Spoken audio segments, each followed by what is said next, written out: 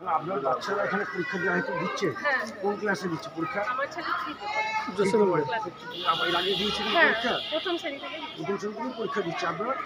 আমার 2 একটা 6 এখানে পরীক্ষা শিখছেন এর আগে দিয়েছেন পরীক্ষা? এর আগে দিয়েছি। তো এতে আপনাদের ধারণা কি পরীক্ষাটা দেওয়ার জন্য আপনাদের কি এর চিন্তা থেকে ভাবনা? অনেক কিছু ধারণা আমরা পেয়েছি তো। মানে এতে আপনাদের বাচ্চাদেরকে ডেভেলপ হয় মনে হয় যে তাদের অভিজ্ঞতা বাড়ে পরীক্ষা দিলে? হ্যাঁ, অভিজ্ঞতা বাড়ে।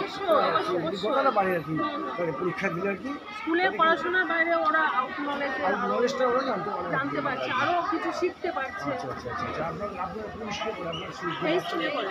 আপনার যে আর যে বড় যে আছে বলুন কোন ক্লাস একজন আছে? একজন এই তো দৌলতগড় NBA এটা হাই স্কুলে পড়ে আর কি। তো হাই স্কুলে আপনার তো এখানে পড়ে এখানে।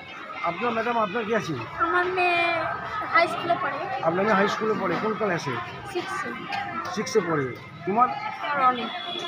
তোমরা এই পরীক্ষাতে অংশগ্রহণ করো সবাই করেছে এর আগে বাচ্চারা? না, এর আগে করিনি, এবারে প্রথম। তুমি প্রথম করছো ঠিক আছে। দেখো প্রথম করছো এই পরীক্ষাটা হওয়ার মূল বিষয় হচ্ছে বাচ্চাদের ট্যালেন্ট পরীক্ষার মূল কারণ হচ্ছে কি এতে বাচ্চারা আউট নলেজটা বাড়ে। হ্যাঁ, শিখবে ওটা ভালো। আমরা স্কুলের মধ্যে সীমাবদ্ধ পরীক্ষা দিই এটা হচ্ছে সারা ওয়েস্ট বেঙ্গল জুড়ে পরীক্ষাটা হচ্ছে।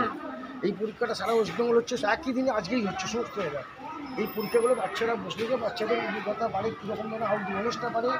এবার তাদের একটা ভয় দূরে যায়। আমরা তো স্কুলের বন্ধুরা একটা ভয় থাকে যে একটা পরে 6 থেকে 79টা পরীক্ষা সেই 79 সিটটা তারা জানতে পারে 79 সিট কী জিনিস। এবার তো মার্কিং কোশ্চেনগুলো এগুলো অনেক অভিজ্ঞতা হতে পারে। আগামী দিনে আপনারা আবার আসুন বসান বাচ্চাদেরকে আমরা আছি থাকবো সঙ্গে। অবশ্যই, ধন্যবাদ।